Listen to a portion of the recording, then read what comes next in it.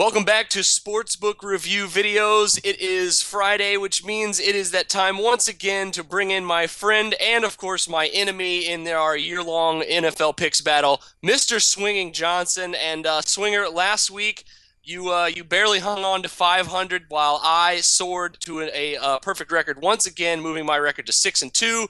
You were at 6-4, which means collectively we're kicking the book's ass, my friend. How you doing?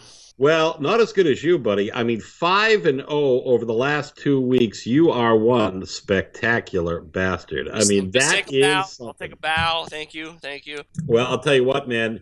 You're doing terrific. My sides actually are on fire, but the Yes. totals cannot seem to click. I'm telling you, man. I'm 7-2 in my SBR picks article for sides, but 0-3 for my totals, and it's just been a nightmare when it comes to total. But you know what? We're going to right the ship today. I Yeah. promise you that. We'll get to totals here in just a second, but for the viewers who have been following your side plays and doing very well, week number 4 is crazy. Let me just start off by saying week number 3 was really crazy too.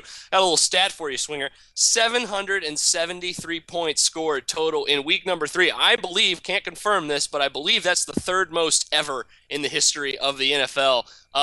Do you see we have another big scoring week this week? What do you have for us on your side here? Well, yeah. I mean, speaking of sides, I'm looking at the Giants and the Bills. Bills favored by 5.5 in most shops, Jordan. But I believe Heritage, as of this writing of this podcast, still hanging a 5 out there if you're inclined to bet the favorite in this one, which I am. The Giants, they have yet to face a defense like the one that is going to greet them in Buffalo this weekend. But I got to tell you, I was reading somebody that I semi-respect. I think I respect more of the due diligence that he puts in rather than the results. But Mhm. he said something that was kind of funny.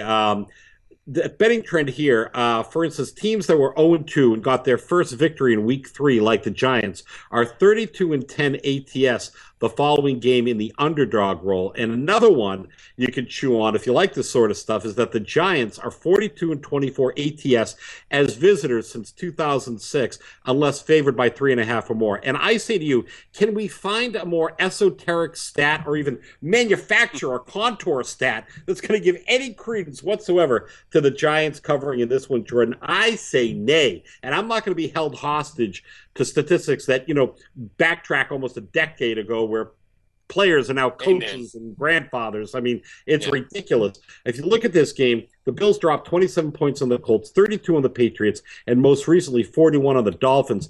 And I say, I mean, is the Jets defense ranked 16th in points allowed? Are they really any better than the three uh, defenses I just mentioned? I mean, No. okay, the Colts, yes. I mean, everybody's better than the Colts defense. Patriots, I don't think so. Dolphins, I don't know. Maybe it's a jump ball. But I guess what I'm saying is that they are going to be up against something that they haven't confronted yet. Are they going to run on the Bills' defense? No. I mean, that means that Eli Manning is going to have to throw. But I'm Yeah. going to tell you something. He is going to have to get the ball out of his little hand very, very quickly because he's not going to have any time. And if he doesn't have any time, that means that he's not going to be able to hit Odell Beckham Jr., who likes to run down the sidelines and make those spectacular catches. Manning's going to have to dink and dunk his way down the field, which means short crossing routes. And that's just not where Beckham earns his paycheck. But I am surprised to see the Bills as less than a touchdown favorite here. Some would suggest that because they beat Miami last week, a divisional rival, there might be a little bit of a letdown. But I would counter that, you know what, this is still honeymoon time in Buffalo. Rex Ryan has got this defense all fired up. I mean, hell, the offense is prolific, and we didn't even expect that. No. I'll tell you what, they are buying what he is selling out there. Question is, can their offense ring up enough against the Giants? I absolutely believe so. I think if they win by a touchdown, it's almost going to be a minor disappointment. So I'm gonna lay the 5 and like it. I'm split on this game. I really am. I am all in on the Tyrod Taylor bandwagon and that offense, but they do have some injuries this week that concern me a little bit, and not so much the LaShawn McCoy injury because Carlos Williams just looks like a monster running the football, but Sammy Watkins might also be out for this one. That concerns me just a little bit. Not enough to completely fade and go with the Giants here, but I do agree with you here that the problem is, I think, with the Bills is not going to be the pass rush and the run defense. It's going to be the pass rush and the run defense. It's going to be the pass defense and the secondary because they have given up some yards this season. If Eli has a good game, could put them in a situation where the Giants could potentially backdoor cover here. It scares me enough to lay off of it completely, but I love where you're going with it here because I think that the Bills have not yet reached their peak, especially on that defense. I think they have the ability to get even better this year. I think they're definitely a playoff contender. And, 5 points here. You're right. It seems like you're getting about a point discount of where it should be right now. And when you see something like that, you got to go for it. I don't blame you at all. But I'm going to go a little different route here. Still going with a home favorite here, but I'm going to go with the Bengals at -4 over the Kansas City Chiefs. And it's somewhat similar to, kind of the argument you're bringing. They should definitely be favorites, but, 4 points just seems like you're getting about a point and a half discount on where they should be. The Chiefs have just not looked good on defense, especially through the air. I think it's been widely noted that they so far through 3 games, they're the worst pass defense in the NFL. They gave up 5 TDs through the air to Aaron Rodgers on Monday night. And, the Red Rocket Andy Dalton, he's no Aaron Rodgers, but he's also no scrub either. And he's been playing very, very well. He's finally, I think, taken that step that everyone thought he would take 2 years ago. He's really always had good teams, but now he's got a lot of weapons around him, and he's grown into that offense. And I think the Bengals here could be a steal of a value at -4 here. Here's another little stat for you. Bengals are 13-4-1 against the spread in their last 18 home games. 3-0 against the spread this season. I think they make it 4-0. Continue to be undervalued here from bettors and the sports books alike.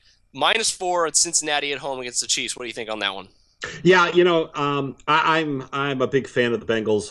In my preseason podcast, I picked the Bengals to win the AFC North, and I'm with you 100% of the way. I think that everyone expects the roof to cave in on Cincinnati because that's just about what happens every single year. Yeah. But this team is different. I mean, this is a grittier team. I guess my biggest problem that I have here is with the schedule, okay? Because Cincinnati, they just had a brawl in Baltimore where they came back to win 28-24. Now they've got Kansas City, but you know what? Next week they've got Seattle, at home. Yeah, I think that's the only fly in the ointment here. I mean, Kansas City, they score points. They scored 27 against Houston. They lost the game in Denver that they should have won, and they scored 28 against Green Bay. Not that Green Bay's any shutdown defense.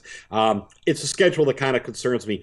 But, we're a long way from being done with the season. But I do like Cincinnati. They are kind of my special team this year, along with the San Diego Chargers that have disappointed me just a little bit. But I like the Cats, and if I had to play this, I'd bet the Bengals, but it's a pass for me.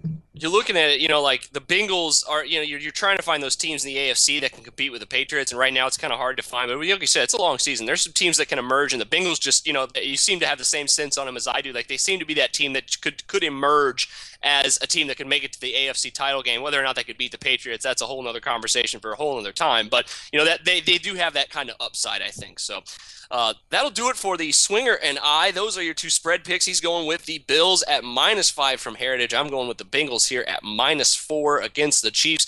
Make sure you check out our total picks as well. But for Swinging Johnson, I'm Jordan Sharp. And for Sportsbook Review, thanks for joining us this week.